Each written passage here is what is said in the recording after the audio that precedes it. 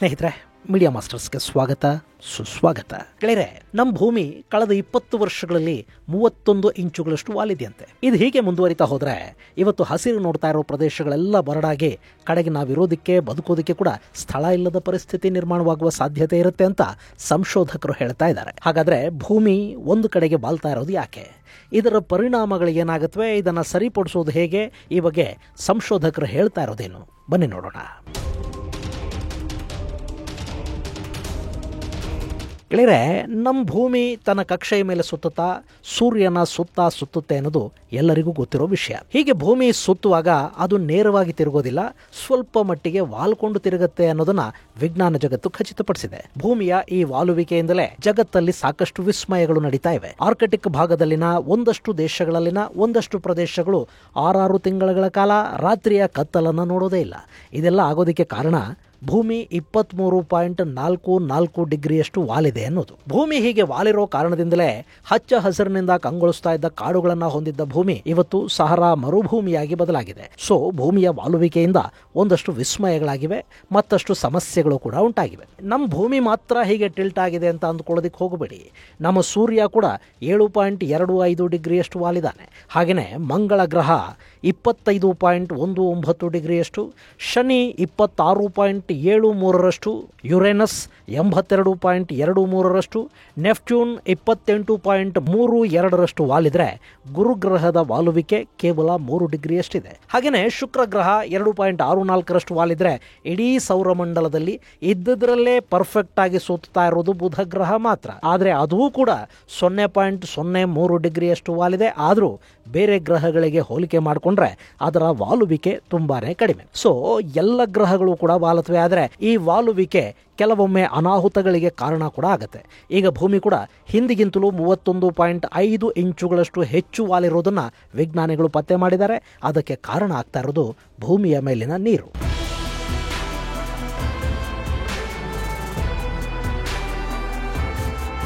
ಗೆಳೆಯರೆ, ಭೂಮಿ ಮೇಲಿನ ಜೀವಗಳು ಬದುಕಬೇಕು ಅಂದ್ರೆ ನೀರಿನ ಅಗತ್ಯ ತುಂಬಾನೇ ಇರುತ್ತೆ. ಅದರಲ್ಲೂ ಶುದ್ಧ ಕುಡಿಯುವ ನೀರು ಇದ್ರಷ್ಟೇ ಭೂಮಿ ಮೇಲೆ ಮನುಕುಲ ಬದುಕುಳಿಯೋದಕ್ಕೆ ಸಾಧ್ಯ.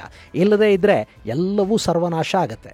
ಹೀಗಾಗಿನೇ ಭೂಮಿಯ ಮೇಲಿನ ನದಿ, ತೊರೆ, ಸರೋವರಗಳನ್ನು, ಕೆರೆಗಳನ್ನು ಹಾಳು ಮಾಡಬೇಡಿ ಅಂತ ಪರಿಸರ ತಜ್ಞರು ಹೇಳ್ತಾ ಇರ್ತಾರೆ. ಆದರೆ ನಾವೇನು ಮಾಡ್ತಾ ಇದ್ದೀವಿ ಅಂದರೆ ಭೂಮಿಗೆ ಕೊಳವೆ ಕೊರೆದು ಸಾವಿರಾರು ಅಡಿಗಳಿಂದ ನೀರನ್ನು ಮೇಲೆತ್ತುತ್ತಾ ಹೋಗ್ತಾ ಇದ್ದೀವಿ. ಆದರೆ ಆ ಪ್ರಮಾಣದ ನೀರು ನೆಲಕ್ಕಿಂಗೋದಕ್ಕೆ ಅವಕಾಶವನ್ನೇ ಕೊಡ್ತಾ ಇಲ್ಲ. ಇನ್ನು ಬೇಡದ ಕಡೆಗಳಲ್ಲಿ, ಸೂಕ್ಷ್ಮ ಪ್ರದೇಶಗಳಲ್ಲಿ ಕೃತಕ ಜಲಾಶಯಗಳನ್ನು, ಸರೋವರಗಳನ್ನು ನಿರ್ಮಾಣ ಮಾಡ್ತಾ ಇದ್ದೀವಿ. ನದಿಗಳ ಹರಿವಿನ ದಿಕ್ಕನ್ನು ಬದಲಿಸ್ತಾ ಇದ್ದೀವಿ.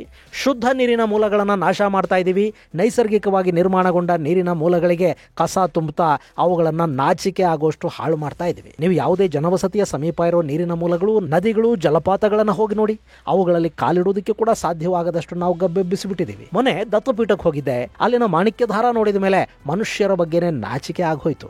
ಆ ವಿಡಿಯೋನ ಕೂಡ ಇಷ್ಟರಲ್ಲೇ ನಿಮ್ಮ ಮುಂದೆ ತರ್ತೀನಿ. ಗೆಳೆಯರೆ, ಇಲ್ಲಿ ಭೂಮಿ ವಾಲಿರೋದ್ರ ಬಗ್ಗೆ ಹೇಳ್ತಾ ನೀರಿನ ಬಗ್ಗೆ ಹೇಳಿದ್ದು ಯಾಕೆ ಅಂದ್ರೆ ನಮ್ಮ ಭೂಮಿಯ ಚಲನೆಗೂ ಅದರ ಮೇಲಿನ ನೀರಿಗೂ ಸಂಬಂಧ ಇದೆ ಅನ್ನೋ ಕಾರಣಕ್ಕೆ. ಇತ್ತೀಚೆಗೆ ದಕ್ಷಿಣ ಕೊರಿಯಾದ ವಿಜ್ಞಾನಿಗಳು ಮಾಡಿರೋ ಸಂಶೋಧನೆಯಲ್ಲಿ ನಮ್ಮ ಭೂಮಿ ಕಳೆದ 2 ದಶಕಗಳಲ್ಲಿ ಅಂದ್ರೆ ಕೇವಲ 20 ವರ್ಷಗಳಲ್ಲಿ ಕನಿಷ್ಠ 31.5 ಇಂಚುಗಳಷ್ಟು ಸ್ಥಾನಪಲ್ಲಟವಾಗಿದೆ ಅನ್ನೋದನ್ನು ಪತ್ತೆ ಮಾಡಿದ್ದಾರೆ. ಇಲ್ಲಿ ಭೂಮಿ ಟಿಲ್ಟ್ ಆಗಿದ್ದು ಸದ್ಯದ ಮಟ್ಟಿಗೆ ಇದು ದೊಡ್ಡ ಅನಾಹುತಗಳಿಗೇನು ಕಾರಣ ಆಗದೇ ಇರಬಹುದು. ಆದರೆ ದೀರ್ಘಾವಧಿಯಲ್ಲಿ ಈ ಬದಲಾವಣೆಗಳು ಭೂಮಿ ಮೇಲೆ ಸಾಕಷ್ಟು ಹವಾಮಾನ ಬದಲಾವಣೆಗೆ ಕಾರಣ ಆಗಬಹುದು. ಹೀಗಾಗಿನೇ ವಿಜ್ಞಾನಿಗಳು ಹಾಗೂ ಸಂಶೋಧಕರು ಈ ಬಗ್ಗೆ ಹೆಚ್ಚು ಕಳವಳವನ್ನು ವ್ಯಕ್ತಪಡಿಸ್ತಾ ಇದ್ದಾರೆ. ಅಲ್ಲ, ಭೂಮಿ ತನ್ನ ಸ್ಥಾನವನ್ನು ಬದಲಿಸಿಕೊಳ್ಳೋದಿಕ್ಕೂ ಭೂಮಿಯ ಮೇಲಿನ ನೀರಿಗೂ ಏನ್ ಸಂಬಂಧ ಅಂತ ನೀವು ಅಂದ್ಕೋತಾ ಇರಬೇಕು. ಗೆಳೆಯರೆ, ಭೂಮಿಯ ಚಲನೆಯನ್ನ ನಿಯಂತ್ರಿಸೋದೇ ನೀರು ಅನ್ನೋದು ನಮ್ಮೆಲ್ಲರಿಗೂ ಗೊತ್ತಿರಬೇಕು. ನಮ್ಮ ಭೂಮಿಯಲ್ಲಿ 29% ಭೂಭಾಗ ಇದ್ದು ಇನ್ನುಳಿದ 71% ನೀರೇ ತುಂಬಿಕೊಂಡಿದೆ. ಇದಷ್ಟೇ ಅಲ್ಲದೆ ಭೂಮಿಯ ಒಳಗಿನ ಅಂತರ್ಜಲ ಕೂಡ ಸಾಕಷ್ಟು ಪ್ರಮಾಣದಲ್ಲಿದೆ.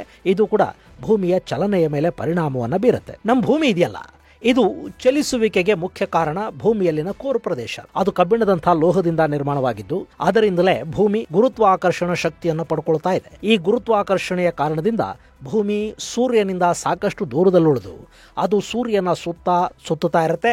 ಅಷ್ಟೇ ಅಲ್ಲದೆ ತನ್ನ ಕಕ್ಷೆಯ ಮೇಲೆ ಕೂಡ ಭೂಮಿ ತಿರುಗೋದಕ್ಕೆ ಈ ಗುರುತ್ವಾಕರ್ಷಣ ಶಕ್ತಿ ಕಾರಣ ಆಗ್ತಾ ಇದೆ. ಹೀಗೆ ಭೂಮಿ ತಿರುಗದೆ ಹೋದರೆ ಭೂಮಿ ಮೇಲೆ ಹಗಲು ರಾತ್ರಿಗಳಾಗೋದೇ ಇಲ್ಲ. ಭೂಮಿಯ ಒಂದು ಭಾಗ ಕತ್ತಲಲ್ಲೇ ಉಳಿದು ಬಿಡುತ್ತೆ, ಮತ್ತೊಂದು ಭಾಗ ಬೆಳಕಲ್ಲೇ ಉಳಿಬೇಕಾಗತ್ತೆ. ಇಲ್ಲಿ ಹೀಗೆ ಭೂಮಿಯ ಚಲನೆಗೆ ಕೋರ್ ಕಾರಣ ಆದರೆ ಆ ಸಂಚಲನೆಯನ್ನ ನಿಯಂತ್ರಿಸುವುದು ನೀರು ಅಂತಾರೆ ಸಂಶೋಧಕರು. ಸದ್ಯಕ್ಕೆ ಭೂಮಿಯ ಚಲನೆ ಈಗಿರುವ ಮಾಸ್ನ ಕಾರಣದಿಂದ ಸಲೀಸಾಗಿ ನಡೀತಾ ಇದೆ. ಒಂದು ವೇಳೆ ಭೂಮಿಯ ಮೇಲಿರುವ ನೀರು ಒಂದು ಕಡೆಯಿಂದ ಮತ್ತೊಂದು ಕಡೆಗೆ ಶಿಫ್ಟ್ ಆದ್ರೆ ಆಗ ಭೂಮಿಯ ಸಮತೋಲನದಲ್ಲಿ ವ್ಯತ್ಯಾಸ ಕಂಡು ಬರುತ್ತೆ. ಇಲ್ಲಿ ನಾವು ಭೂಮಿಯ ಒಳಗಿನ ನೀರನ್ನ ಹೊರಹಾಕ್ತಾ ಇದ್ರೆ ಅದು ಭೂಮಿಯ ಚಲನೆಯ ಮೇಲೆ ಪರಿಣಾಮ ಬೀರಿ ಆ ಚಲನೆ ನಿಧಾನಗೊಳ್ಳೋ ಹಾಗೆ ಮಾಡುತ್ತೆ ಅಂತ ಕೂಡ ಹೇಳ್ತಾರೆ. ಹಾಗೆ ಯಾವುದೇ ಒಂದು ಕಡೆ ನೀರಿನ ಶೇಖರಣೆ ಹೆಚ್ಚಾದ್ರೂ ಕೂಡ ಭೂಮಿಯ ವಾಲುವಿಕೆ ಹೆಚ್ಚಾಗ್ತಾ ಹೋಗುತ್ತೆ. ಈಗ ಉದಾಹರಣೆಗೆ ಹೇಳೋದಾದ್ರೆ ಸಮುದ್ರ ಮಟ್ಟದಲ್ಲಿ ಸ್ವಲ್ಪ ಏರಿಕೆ ಆಯಿತು ಅಂತ ಇಟ್ಕೊಳ್ಳಿ. ಆಗ ಹಿಮ ಹೆಚ್ಚಿನ ಪ್ರಮಾಣದಲ್ಲಿ ಕರಗಿರುತ್ತೆ.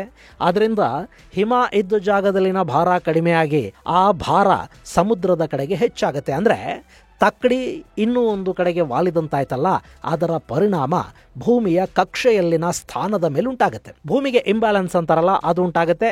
ಈಗ ಕಳೆದ 20 ವರ್ಷಗಳಲ್ಲಿ ಭೂಮಿ 31.5 ಇಂಚುಗಳಷ್ಟು ವಾಲಿದೆ. ಅದರ ಜೊತೆಗೆ ಸಮುದ್ರ ಮಟ್ಟ ಕೂಡ 0.24ರಷ್ಟು ಹೆಚ್ಚಾಗಿದೆ ಅನ್ನೋ ಮಾತನ್ನ ಸಂಶೋಧಕರು ಹೇಳ್ತಾ ಇದ್ದಾರೆ.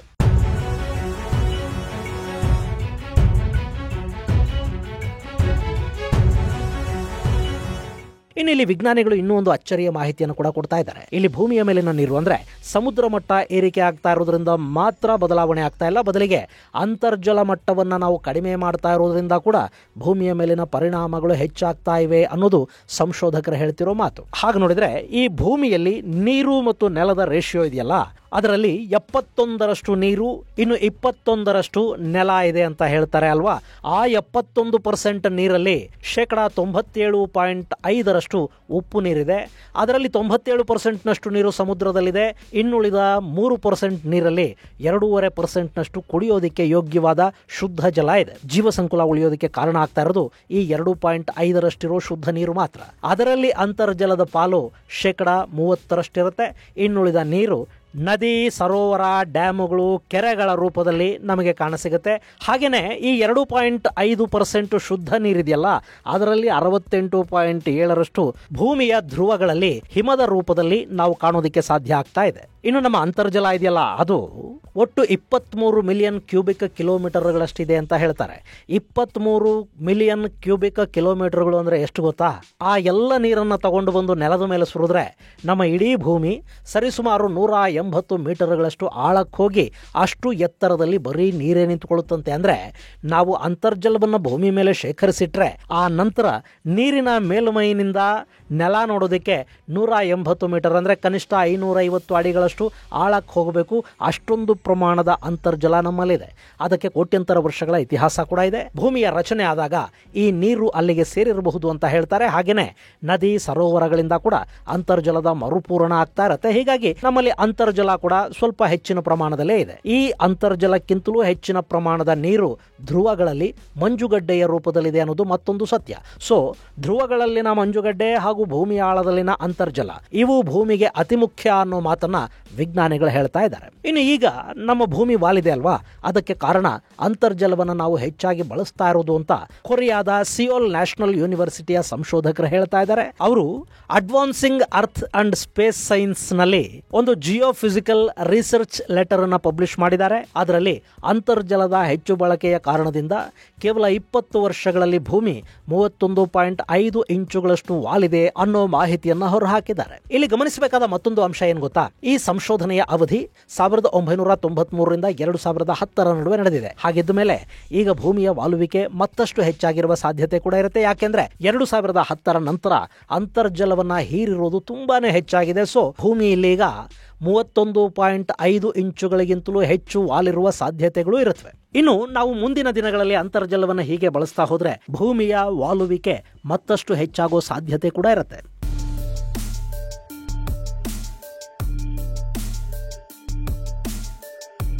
ಇನ್ನು ಈ ಅಂತರ್ಜಲವನ್ನು ಅತಿಯಾಗಿ ಉಪಯೋಗಿಸ್ತಾ ಇರೋ ದೇಶಗಳ ಪಟ್ಟಿಯಲ್ಲಿ ನಮ್ಮ ಭಾರತ ಕೂಡ ಅಗ್ರಸ್ಥಾನವನ್ನು ಪಡ್ಕೊಂಡಿದೆ.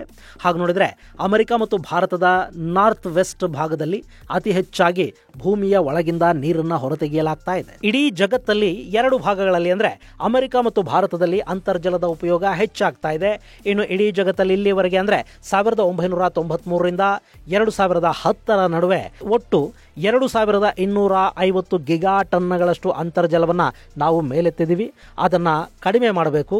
ಅದರ ಜೊತೆಗೆ ಅಂತರ್ಜಲ ಮರುಪೂರಣವನ್ನು ಹೆಚ್ಚು ಮಾಡಬೇಕು. ಇಲ್ಲದೆ ಹೋದರೆ ಭೂಮಿಗೆ ಬಂದೊದಗುವ ಆಪತ್ತನ್ನು ತಪ್ಪಿಸೋದಕ್ಕೆ ಸಾಧ್ಯ ಇಲ್ಲ ಅನ್ನೋದು ಸಂಶೋಧಕರು ಹೇಳ್ತಾ ಇರೋ ಮಾತು. ಇನ್ನು ಇಲ್ಲಿ ಭೂಮಿ ಸದ್ಯಕ್ಕೆ ವಾಲಿದೆಯಲ್ಲ, ಇಷ್ಟು ವಾಲೋದ್ರಿಂದ ಹೆಚ್ಚೇನು ಸಮಸ್ಯೆಗಳು ಆಗೋದಿಲ್ಲ ಅಂತ ವಿಜ್ಞಾನ ಜಗತ್ತು ಹೇಳ್ತಾ ಇದೆ. ಆದರೆ ಭೂಮಿಯ ವಾಲುವಿಕೆ ಹೀಗೆ ಮುಂದುವರಿತಾ ಹೋದ್ರೆ ಭೂಮಿಯ ಧ್ರುವಗಳಲ್ಲಿನ ಮಂಜುಗಡ್ಡೆಯ ಕರಗುವಿಕೆ ಹೆಚ್ಚಾಗ್ತಾ ಹೋಗುತ್ತೆ. ಹಾಗೇನಾದ್ರೂ ಆದ್ರೆ ಅದು ಸಮುದ್ರ ಮಟ್ಟದ ಹೆಚ್ಚಳಕ್ಕೆ ಕಾರಣ ಆಗುತ್ತೆ. ಸೊ ಅದು ಮನುಕುಲಕ್ಕೆ ಮುಂದೆ ಕಂಟಕವಾಗಿ ಬದಲಾಗುವ ಸಾಧ್ಯತೆ ಇರುತ್ತೆ. ಇನ್ನು ಅಂತರ್ಜಲ ಇಲ್ಲದೆ ಹೋದ್ರೆ ಭೂಮಿಯ ಚಲನೆಯಲ್ಲಿ ಬದಲಾವಣೆ ಆಗಬಹುದು. ಒಂದು ವೇಳೆ ಅಲ್ಲಿ ಬದಲಾವಣೆ ಆದರೆ ಭೂಮಿಯ ಮೇಲೆ ಅದರ ಪರಿಣಾಮ ಉಂಟಾಗುತ್ತೆ. ಅದರಲ್ಲೂ ಸಾಗರಗಳ ಚಲಿಸುವಿಕೆಯ ಪರಿಣಾಮ ಹೆಚ್ಚಾಗುತ್ತೆ. ಇದು ಭೂಮಿಯ ಮೇಲೆ ಪ್ರಾಕೃತಿಕ ವಿಕೋಪಗಳು ಉಂಟಾಗೋದಕ್ಕೆ ಕಾರಣ ಆಗಬಹುದು. ಗೆಳೆಯರೆ, ನಮ್ಮ ಭೂಮಿ ಇನ್ನಷ್ಟು ದಿನ ಸರಿಯಾಗಿರಬೇಕು, ಪ್ರಾಕೃತಿಕ ವಿಕೋಪಗಳಿಂದ ನಾವು ನಮ್ಮ ಮುಂದಿನ ತಲೆಮಾರುಗಳು ಕೂಡ ಬಚಾವಾಗಬೇಕು ಅಂದ್ರೆ ಅಂತರ್ಜಲವನ್ನ ಕಾಪಾಡೋ ಕೆಲಸ ಆಗಬೇಕು. ನಾವು ಬೋರ್ವೆಲ್ಗಳಿಂದ ನೀರನ್ನ ಹೊರತೆಗೆಯೋದನ್ನ ಬಿಡೋದಿಲ್ಲ. ಆದ್ರೆ ನೀರಿನ ಬಳಕೆಯ ಬಗ್ಗೆ ಒಂದು ಜವಾಬ್ದಾರಿಯನ್ನ ಬೆಳೆಸ್ಕೊಳ್ಳೋದಕ್ಕೆ, ನೀರನ್ನ ಪೋಲು ಮಾಡದೆ ಮಿತವಾಗಿ ಬಳಸೋದಕ್ಕೆ ನಾವು ಮುಂದಾಗಬೇಕಾಗತ್ತೆ. ಆ ಬಗ್ಗೆ ಜಾಗೃತಿ ಮೂಡೋ ಕೆಲಸದ ಜೊತೆಗೆ ಯಾರು ಕಡಿಮೆ ನೀರನ್ನು ಬಳಸ್ತಾರೆ ಅವರಿಗೊಂದಷ್ಟು ವಿಶೇಷ ಸೌಲಭ್ಯಗಳನ್ನು ಬೇಕಾದರೂ ಸರ್ಕಾರ ಘೋಷಣೆ ಮಾಡಬಹುದು. ಯಾಕೆಂದ್ರೆ ನಾವು ಲಾಭ ಇಲ್ಲ ಅಂದ್ರೆ ಏನು ಕೂಡ ಮಾಡೋ ಜನ ಅಲ್ಲ. ಅಷ್ಟು ಬೇಜವಾಬ್ದಾರಿಯನ್ನ ನಾವೀಗಾಗಲೇ ಬೆಳೆಸ್ಕೊಂಡಿದೀವಿ. ಸೊ ನೀರಿನ ಮಿತ ಬಳಕೆಯ ಜೊತೆಗೆ ಅಂತರ್ಜಲ ಮರುಪೂರಣದ ಬಗ್ಗೆ ಸರ್ಕಾರ ಒಂದಷ್ಟು ಗಮನ ಹರಿಸಬೇಕಿದೆ. ನಮ್ಮಲ್ಲಿ ಸರ್ಕಾರಿ ಕಚೇರಿಗಳಲ್ಲಿ, ಮನೆಗಳಲ್ಲಿ ರೈನ್ ವಾಟರ್ ಹಾರ್ವೆಸ್ಟಿಂಗ್ ಮಾಡಬೇಕು ಅಂತ ಒಂದು ಕಾನೂನನ್ನು ತಂದ್ರು. ಅದು ಏನಾಯ್ತು, ಎಷ್ಟು ಮಳೆ ನೀರು ಕೊಯ್ಲಾಗ್ತಾ ಇದೆ ಗೊತ್ತಿಲ್ಲ. ಅಟ್ಲೀಸ್ಟ್ ಯಾರು ಬೋರ್ವೆಲ್ ಹಾಕ್ತಾರೋ ಅವರು ಅದರ ಜೊತೆಗೆ ಮಳೆ ನೀರು ಮರುಪೂರಣ ವ್ಯವಸ್ಥೆಯನ್ನ ಮಾಡಿಕೊಳ್ಳೇಬೇಕು ಅನ್ನೋ ಕಾನೂನನ್ನ ಜಾರಿಗೆ ತರುವುದರ ಜೊತೆಗೆ ಅದಕ್ಕೊಂದಷ್ಟು ಸಬ್ಸಿಡಿ ಕೊಡೋ ಬಗ್ಗೆ ಕೂಡ ಸರ್ಕಾರ ಯೋಚನೆ ಮಾಡಬಹುದು. ಒಟ್ಟಾರೆ ಈಗ ಅಂತರ್ಜಲವನ್ನು ಉಳಿಸ್ಕೋಬೇಕಾದ ಅನಿವಾರ್ಯ ಪರಿಸ್ಥಿತಿ ನಿರ್ಮಾಣವಾಗ್ತಾ ಇದೆ. ಇನ್ನೂ ಮೈ ಮರೆತರೆ ನಾವು ಯಾರು ಉಳಿಯೋದು ಕೂಡ ಕಷ್ಟ ಆಗತ್ತೆ. ಇದು ಗೆಳೆಯರೆ ಭೂಮಿ ವಾಲ್ತಾ ಇರೋದರ ಕುರಿತಾದ ಒಂದಷ್ಟು ಮಾಹಿತಿ. ಮುಂದಿನ ಸಂಚಿಕೆಯಲ್ಲಿ ಮತ್ತಷ್ಟು ವಿಶೇಷಗಳ ಜೊತೆ ಮತ್ತೆ ಭೇಟಿಯಾಗೋಣ. ಅಲ್ಲಿವರೆಗೆ ಜೈ ಹಿಂದ್, ಜೈ ಕರ್ನಾಟಕ.